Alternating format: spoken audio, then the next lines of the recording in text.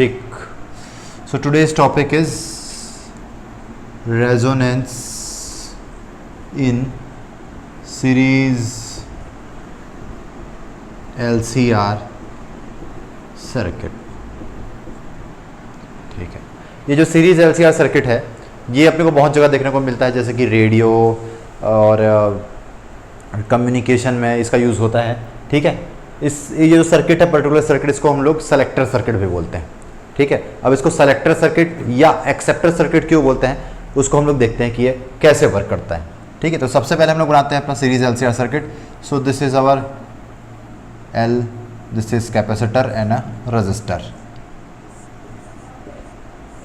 ठीक है, यहाँ पे जो इम्पीडेंस की जो वैल्यू होती है, इम्पीडेंस की वैल्यू होती है Z is equal to R square plus XL minus XC इसका स्क्वायर. ठीक है, अब अगर अपने को Z मिनिमम करना है, ठीक है, Z अगर मिनिमम करना है तो उसके लिए क्या होना चाहिए, XL is equal to XC. अगर ये दोनों इक्वल हो जाएगा तो ये टर्म क्या हो जाएगा, 0, और Z की जो मिनिमम वैल्यू है वो क्या हो जाएगी, R. ठीक है, अब इसका फेजर जो है कैसे देखने को मिलेगा, देखो ये सर्किट जो है LCR सर्किट, इसका फेजर कुछ ऐसे होता है. ठीक है, it look something like this. This is XL, XR, XC and this is R. अगर ये दोनों इक्वल है तो ये दोनों क्या हो जाएगा, एक दूसरे को ख़त्म कर देगा और केवल ये बचेगा यहाँ पे. ठीक है, केवल V नॉट R. ठीक है, मतलब सीरीज इस सर्किट का जो इफेक्टिव रेजिस्टेंस है, ठीक है, वो कितना आएगा, R. यहाँ पे हमने प्रूव भी कर दिया. ठीक है, अब अगर इसका इफेक्टिव रेजिस्टेंस मिनिमम है तो करंट क्या होगा, मैक्सिमम.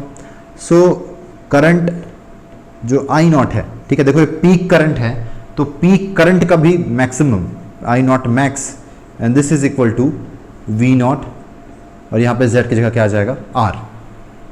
ठीक है, because R is Z minimum. When Z minimum then I not is maximum. तो इसी फिनोमेना को हम लोग रेजोनेंस बोलते हैं.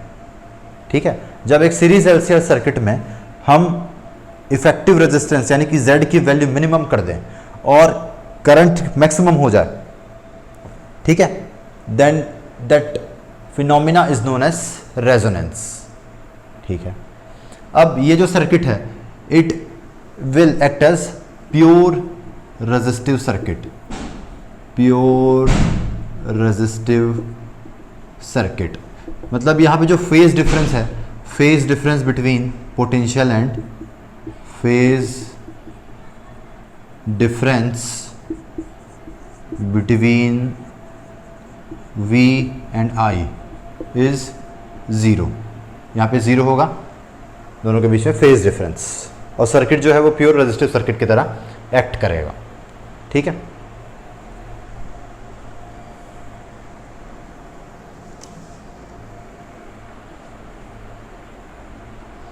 ओके, तो अपने को रेजोनेंस समझ में आ गया. अब फिर से इस इक्वेशन पे हम लोग वापस चलते हैं. ठीक है, मान लो okay, this is your impedance, this is R square plus XL minus XC square. ठीक है, अगर यहाँ पे इसको थोड़ा सिंप्लीफाई कर देते हैं, Z is equal to R square plus XL is equal to omega L and XC is equal to 1 upon omega C whole square. ठीक है, अगर यहाँ पे फ्रीक्वेंसी यानी कि ओमेगा की वैल्यू अगर इंक्रीज होती है, ठीक है, ओमेगा की वैल्यू इंक्रीज होगी तो L की वैल्यू इंक्रीज होगी. ठीक है, और मतलब XL की वैल्यू इंक्रीज होगी और इसकी वैल्यू क्या होगी, XC की वैल्यू डिक्रीज होगी. ठीक है, फिर से देखो, अगर यहाँ पे फ्रीक्वेंसी ओमेगा को बढ़ाते हैं तो XL इंक्रीज होगा और XC डिक्रीज होगा. ठीक है, या डिक्रीज करते हैं तो ये इंक्रीज होगा और ये क्या होगा, डिक्रीज होगा. ठीक है, इफ ओमेगा इंक्रीजेस, अगर ओमेगा इंक्रीज होगा, ठीक है, तो XL की वैल्यू क्या होगी, XL की वैल्यू बड़ी होगी किससे, XC से, और ओमेगा की वैल्यू अगर कम होगी तो XL जो है छोटा होगा XC से. ठीक है, मतलब दोनों सिचुएशन में देखो तो ये जो डिफरेंस है ये क्या होगा, इंक्रीज होगा. ठीक है, दोनों ही सिचुएशन में अगर आप फ्रीक्वेंसी को बढ़ाते हो या घटाते हो, दोनों सिचुएशन में ये जो डिफरेंस है ये क्या होगा, इंक्रीज होगा. और अगर ये इंक्रीज होगा, ठीक है, तो Z भी क्या होगा, इंक्रीज. ठीक। अब एक पर्टिकुलर वैल्यू ऑफ फ्रीक्वेंसी के लिए, एक पर्टिकुलर वैल्यू ऑफ फ्रीक्वेंसी के लिए ये दोनों जो है, दोनों मतलब XL और XC क्या हो जाता है, इक्वल हो जाता है, ठीक है। अब इसको हम लोग आगे सॉल्व करते हैं, तो XL is equal to omega L and XC is equal to 1 upon omega C.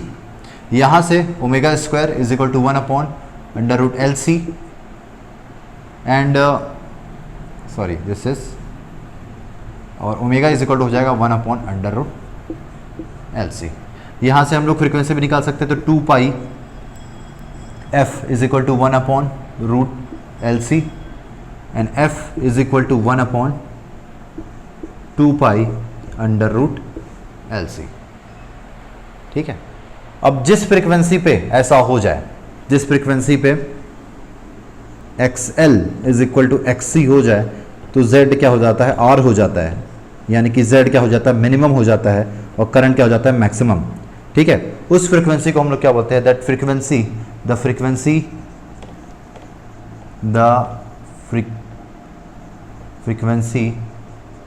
Eight विच, ठीक है, Z is minimum, impedance is minimum, ठीक है, एंड करंट इज मैक्सिमम। या सिंपली ये बोल सकते हो कि जिस फ्रीक्वेंसी पर रेजोनेंस होता है, that frequency is known as resonance frequency, resonance frequency, okay.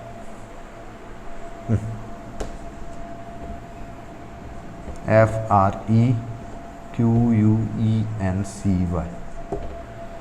अब हम लोग डिस्कस करते हैं, देखो अब हम लोग देखते हैं सर्किट में पावर की वैल्यू। तो पावर एवरेज का फॉर्मूला क्या होता है, VRMS into IRMS into cos phi, ठीक है। अब इन केस ऑफ रेजोनेंस में क्या होता है, ये जो फेज डिफरेंस है यहाँ पे, उसकी वैल्यू कितनी होती है, इसकी वैल्यू होती है 0, because in resonance this LCR circuit acts as a pure resistive circuit, तो फेज डिफरेंस होता है 0 के बराबर, ठीक है। cos 0 की वैल्यू हो जाएगी 1, ठीक, यानी कि P एवरेज हो जाएगा P max and P max is equal to VRMS into IRMS। इसको हम लोग लिख सकते हैं V को I इंटू R, तो I लिख दिया मैंने और यहाँ पे लिख दिया R। यहाँ पे Z नहीं आएगा क्योंकि हम लोग पहले प्रूव कर चुके हैं कि रेजोनेंस में क्या हो जाता है, Z is equal to R, तो I into Z।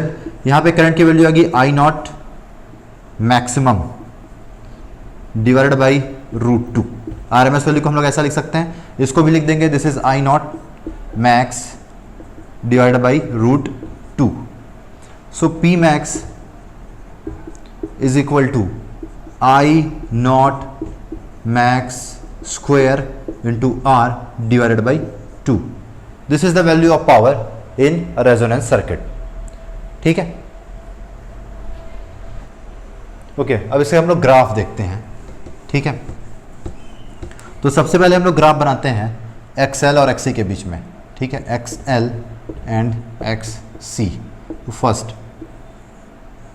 This is our frequency, इसको ले लेते हैं हम लोग ओमेगा एंड दिस इज सबसे पहले ग्राफ बनाते हैं XL, ठीक है। तो XL का फॉर्मूला क्या होता है, XL is equal to omega into L। तो जैसे जैसे ओमेगा इंक्रीज होगा वैसे वैसे XL भी क्या होगा, इंक्रीज होगा, ठीक है। तो this is directly proportional, straight line आएगा, okay. This is omega L, XL is equal to omega L। और दूसरा XC is equal to 1 upon omega into C। तो ये इन्वर्सली प्रोपोर्शनल है, अगर ओमेगा की वैल्यू इंक्रीज होगी तो इसकी वैल्यू डिक्रीज होगी, तो ये इन्वर्सली प्रोपोर्शनल ग्राफ कुछ ऐसा। दोनों जहाँ पे इंटरसेक्ट करेगा इसका मतलब दोनों की वैल्यू यहाँ पे सेम है और यहाँ पे मिलेगा अपने को रेजोनेंट फ्रीक्वेंसी ओमेगा नॉट, ठीक है। दूसरा ग्राफ बनाते हैं हम लोग इम्पीडेंस और फ्रीक्वेंसी के बीच में। So this is our frequency and this is our Z, ठीक है। अब हमने देखा था कि अगर हम लोग ओमेगा को डिक्रीज करते हैं, ठीक है, ओमेगा डिक्रीज करते हैं तो XC की वैल्यू इंक्रीज होती है, अगर इंक्रीज करते हैं तो XL की वैल्यू इंक्रीज होती है। बट एक पर्टिकुलर वैल्यू पे ओमेगा की जो Z की जो वैल्यू है, ठीक है, इस पर्टिकुलर वैल्यू पे जो Z की वैल्यू है it is equal to R and this is omega not, that is resonance frequency, ठीक है। ये कर्व क्या शो कर रहा है, ये कर्व शो कर रहा है that XC is greater than XL और यहाँ पे XL is greater than XC। ठीक है, इसका देखो अगर इम्पीडेंस मिनिमम होगा तो यहाँ पे करंट क्या होगा, maximum.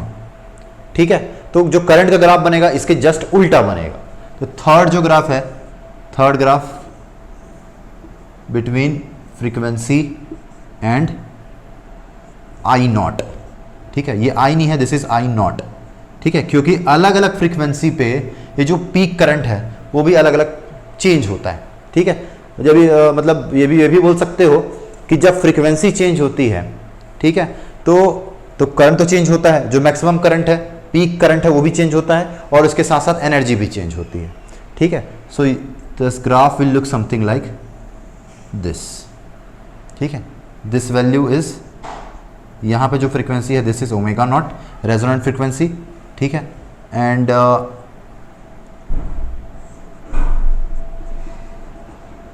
This value of current is I not maximum.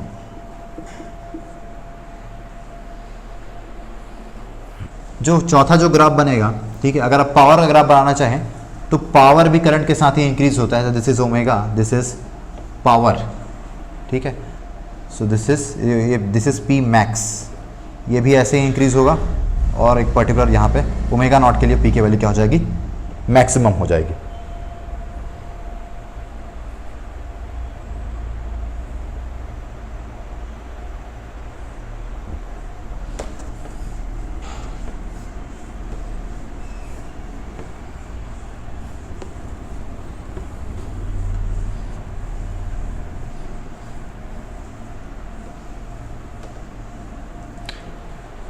Okay, अब हम ये जो सर्किट है इसके एप्लीकेशन को समझते हैं कि इसका एप्लीकेशन क्या है।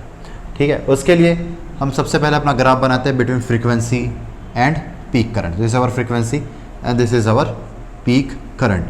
For a particular value of frequency the current becomes maximum. ठीक है, ये करंट क्या हो जाएगा, maximum. This is I not max for this value of frequency. ठीक है, ओके, जैसे जैसे फ्रीक्वेंसी चेंज होगी वैसे वैसे ये जो वैल्यू है ये भी क्या होगी, चेंज होगी। ठीक है, अलग अलग फ्रीक्वेंसी के कॉरस्पॉन्डिंग वैल्यू आपको अलग अलग मिलेगी। ठीक है, अब यूज़ इसका ये है कि जैसे रेडियो है हमारे घर में, ठीक है, या हम लोग जब टीवी देखते हैं तो हमारे अलग अलग चैनल आते हैं। हालांकि अब तो सब डिजिटाइज हो गया है, बट जो रेडियो रहता था पहले, ठीक है, या अभी भी आप देखते हो आपके सेलफोन में रहता है, तो रेडियो में जैसे एक हमारा स्टेशन है 94.3 मेगाहर्ट्ज। ठीक है, ये फ्रीक्वेंसी क्या होती है, ये फ्रीक्वेंसी हमारे एंटीना से आके टकराती है। ठीक है, हमारे फ़ोन के एंटीना या रेडियो के एंटीना से आके टकराती है। ठीक, अब हम लोग क्या करते हैं, हम लोग जो अपना रेडियो है उसको इस तरह से ट्यून करते हैं कि उसकी जो मैक्सिमम फ्रीक्वेंसी है ओमेगा नॉट की वैल्यू कितनी हो जाए, 94.3 हो जाए। ठीक है, जब हमारे सर्किट की जो फ्रीक्वेंसी है और ये फ्रीक्वेंसी दोनों सेम हो जाएगी, ठीक है, तो सर्किट क्या करेगा, उसके करस्पॉन्डिंग जो करंट है उसको क्या कर देगा, मैक्सिमम कर देगा। और जब करंट मैक्सिमम होगा तो इससे करस्पॉन्डिंग जो पावर है वो भी क्या हो जाएगी, मैक्सिमम हो जाएगी। ठीक है, फिर से बताता हूं, देखो मान लो इस फ्रीक्वेंसी का सिग्नल आपके घर में आ रहा है। ठीक है, हम देखो रेडियो में हम लोग क्या करते हैं, जब नॉब को घुमाते हैं या फोन में जब फ्रीक्वेंसी सेट करते हैं तो हम लोग क्या करते हैं, बेसिकली एल या फिर सी को चेंज करते हैं। एल और सी को चेंज करने से क्या होगा, एल और सी को चेंज करने से वो जो सर्किट है उसका फ्रीक्वेंसी भी चेंज होगा।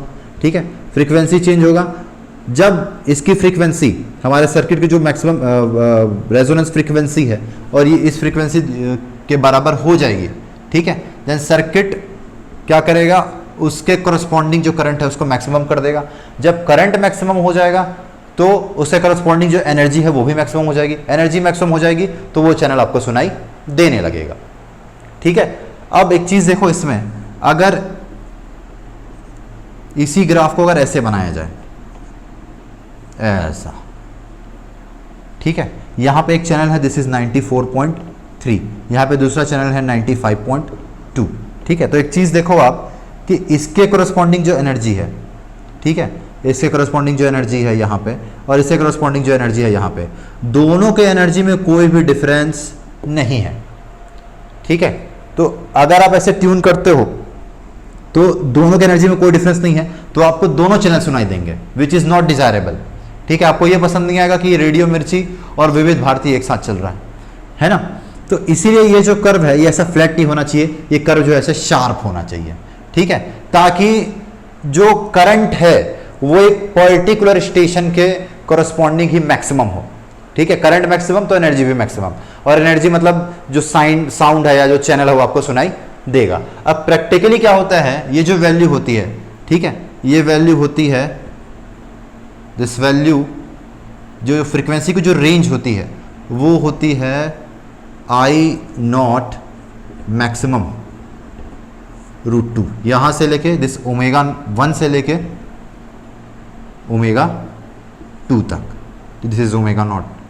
ठीक है, ओमेगा 1 से लेके ओमेगा 2 तक। तो ये जो पूरे का पूरा फ्रीक्वेंसी का जो रेंज है, ठीक है, omega 2 minus omega 1, this frequency of range is called band width, band width.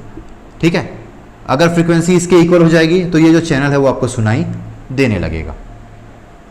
ठीक है, ओके, यहां से यहां तक सुनाई देगा।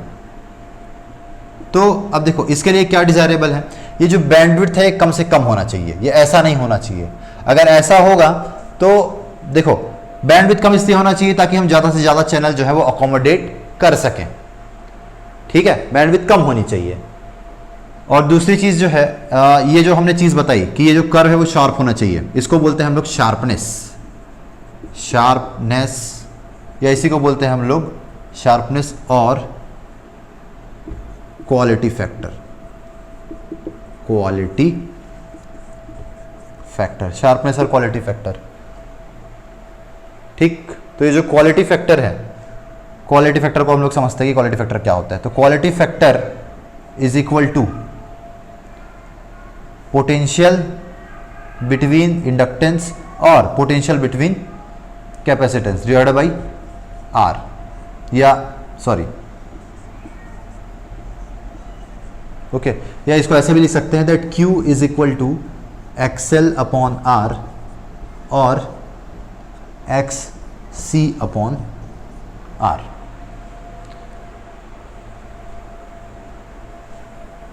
देखो दिस बैंडविड्थ, ठीक है, bandwidth is equal to R upon L।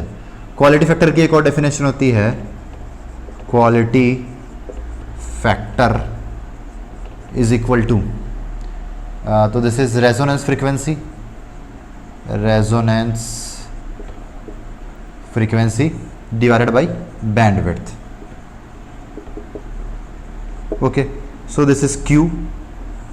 Resonance frequency जो है, resonance frequency is our omega not and bandwidth is R upon L। इसकी वैल्यू होती है 1 upon under root LC, 1 upon under root LC, and this is divided by, तो L ऊपर चला जाएगा और आ जाएगा नीचे। ठीक है, so this Q is equal to 1 upon R, यहाँ से इसको लिख सकते हैं अंडर रूट L। ठीक है, ये कैंसल हो जाएगा और ये आएगा under root L upon C। So this is the quality factor और शार्पनेस, ठीक है, ऑफ रेजोनेंस। ठीक है, यहाँ पे ये टॉपिक ख़त्म होता है। ठीक है।